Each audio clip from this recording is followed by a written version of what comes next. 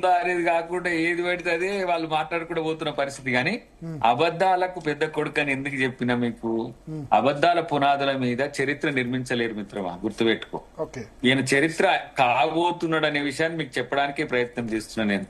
ఎందుకంటే మొన్న MLC elections కి ఎందుకు పోటీ చేద్దామే, మాకేం అవసరం, మేము చెయ్యం. మన ఎంపీ ఎలక్షన్స్ లో 0 వచ్చిన ఏం చేస్తాం, కాంగ్రెస్ వాళ్ళు బీజేపీ వాళ్ళు లేకపోయినారు అంటారు వాళ్ళు. సో ఆయన ఎప్పుడు బీజేపీ కొరకు తగ్గాలో, ఎప్పుడు బీజేపీ కొరకు పెరగాలో, బీజేపీని ఎట్లా కాపాడుకోవాలనో ఆ దిశలో ఎట్లా ఇలా బీజేపీని పెంచితే ఏమొస్తుంది, తక్కువ ఇస్తే ఏమొస్తుంది అంటే వాళ్ళు ఇప్పుడు కేసులలో ఉన్నారు కదా, ఆ కేసులు కాపాడుకోవాలంటే జగన్ ఏం చేస్తున్నాడు. జగన్ ఇప్పుడు మీరు ఆంధ్రప్రదేశ్ లో ఒక్కసారి గమనించండి, ఒక్క పార్టీ బీజేపీకి వ్యతిరేకంగా ఉందా?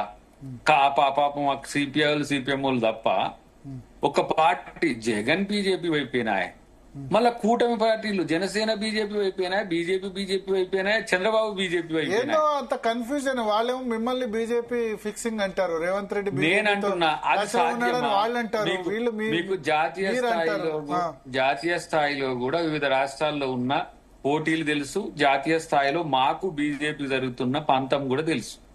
అలాంటప్పుడు బీజేపీతో కాంగ్రెస్ కలిసిపోయిందంటే జనం నమ్ముతారనంటే ఇంతకంటే భ్రమింపజేసే అబద్ధం ఇంకోటి ఏదైనా ఉందా?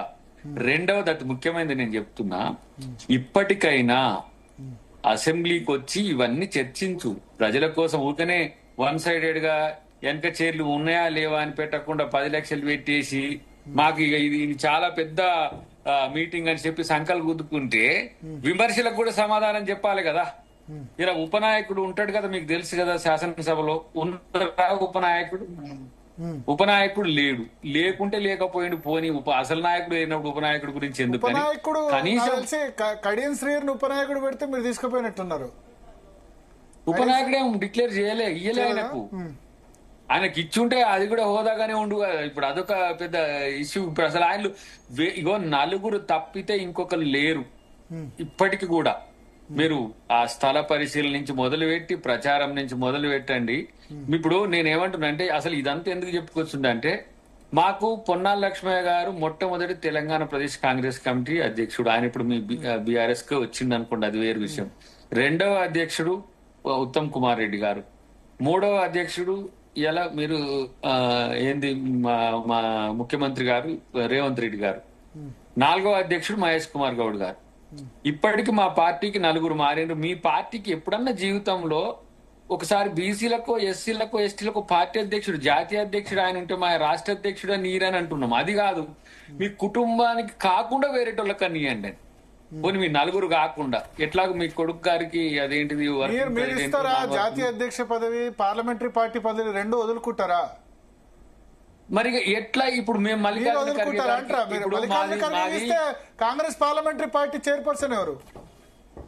ఇప్పుడు కాంగ్రెస్ పార్లమెంటరీ పార్టీ చైర్పర్సన్ మా సోనియా గాంధీ గారు. మరి ప్రతిపక్ష నేత ఎవరు లోక్సభలో? విపక్ష నేత మా రాహుల్ గాంధీ గారు. ఇంకేంది జాతీయ అధ్యక్షుడు ఎవరు? అదే నేను అడుగుతా. జాతీయ అధ్యక్షుడు మల్లికార్జున ఖర్గే ఉంటే ఇది కుటుంబం చేతిలో ఏదో ఉంది కదా. దళితులు చేయరాదు కేసీఆర్ రూపంలో కుటుంబం చేతిలో ఏదో ఒకటి ఉంది కదా. అప్పట్లో వాళ్ళు కూడా ఇచ్చారు.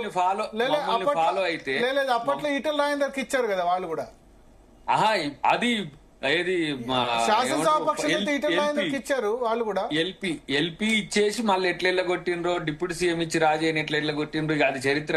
ఇప్పుడు నేనేమంటున్నా అంటే ఇప్పుడు పవర్ లో లేనప్పుడైనా లీన్ టైంలో ఏం చేస్తారంటే కింది స్థాయి వర్గాలకు, బలహీన వర్గాలకు, ఎస్సీ ఎస్టీలకు ఇచ్చే ప్రయత్నం చేస్తారు. మీరు పని చేయరాయే, పని చేసే వ్యవస్థను తయారు చేయరాయే, వచ్చి మేము చేసేస్తాం అనగానే మేము అబ్బా కేసీఆర్ లేకుండానే ఫామ్ హౌస్ లో అనుకునే పార్టీ గెలుస్తుందిరా అని మేము అనుకోవాలనా? మీరు అనుకుంటే మీ ఇష్టం, అది ఎవరు అనుకున్నా వాళ్ళ ఇష్టమే. కానీ ఒక మాట, ఇది ప్రజాస్వామ్యయుతంగా ఉందా అంటే ఎట్లుందో మీ అందరికీ తెలుసు. కాబట్టి కాంగ్రెస్ పార్టీతో కంపేర్ చేసుకోవడానికి కూడా ఇప్పుడు ఇంకోటి కూడా అన్నారు. నేను పొద్దుగాల ఒక దగ్గర మాట్లాడుతుంటే, సార్ మీది కూడా మొదట్లో కాంగ్రెస్ పార్టీ అట్లా మారుతూ వచ్చి ఇప్పుడు భారత రాష్ట్ర కాంగ్రెస్ అయింది కదా, రాష్ట్రీయ కాంగ్రెస్ అయింది కదా అని. ఇలా ఆ పరంపరలో 100 మంది మహానాయకుల యొక్క చరిత్ర ఇక్కడ ఉంది. 25 సంవత్సరాల్లో కేసీఆర్ తప్పితే ఇంకొకరు లేడు బీఆర్ఎస్. ఇక ఆలోచించండి, అది ఏం అంటే ప్రజాస్వామ్యం